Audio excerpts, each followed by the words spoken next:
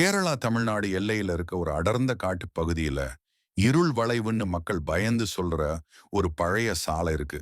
அந்த வழியில இரவு நேரத்துல யாரும் தனியா போக மாட்டாங்க. ஏன்னா அங்க இன்னைக்கும் ஒரு சபிக்கப்பட்ட வேன் சுத்தி வருதுன்னு அந்த பகுதி மக்கள் சொல்றாங்க. சுமார் 18 வருஷத்துக்கு முன்னாடி அந்த காட்டு சாலையில ஒரு சுற்றுலா வேன் பயணம் பண்ணிட்டு இருந்தது. வேன் டிரைவர் ராஜேஷ், பயணிகள் எல்லாம் சேர்த்து 28 பேர் இருந்தாங்க. நள்ளிரவு நேரம் திடீர்னு மழையும் பனியும் அதிகமாயிடுச்சு. சாலை சரியா தெரியாம ஒரு கூர்மையான வளைவுல வேன் கட்டுப்பாட்டை இழந்து பள்ளத்தாக்குல விழுந்துருச்சு. அந்த விபத்துல வேன்ல இருந்த 28 பேரும் தீப்பிடிச்சு சம்பவ இடத்திலேயே உயிரிழந்தாங்க. உடல்களை கூட முழுசா மீட்க முடியல. அதுக்கு பிறகு அந்த இடத்துல ஏதோ விசித்திரமான விஷயங்கள் நடக்க ஆரம்பிச்சது.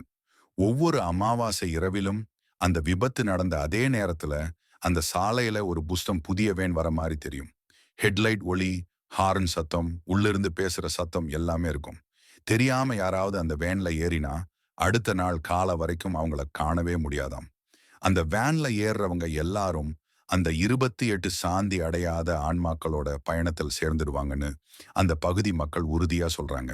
இந்த முழு கதையையும் கேட்ட பிறகு உங்கள எத்தனை பேர் அந்த இருள் வளைவு சாலையில அந்த வேன்ல ஒரு பயணம் பண்ண துணிஞ்சு ஏறுவீங்க? உங்களோட கருத்தை கமெண்ட்ல சொல்லுங்க.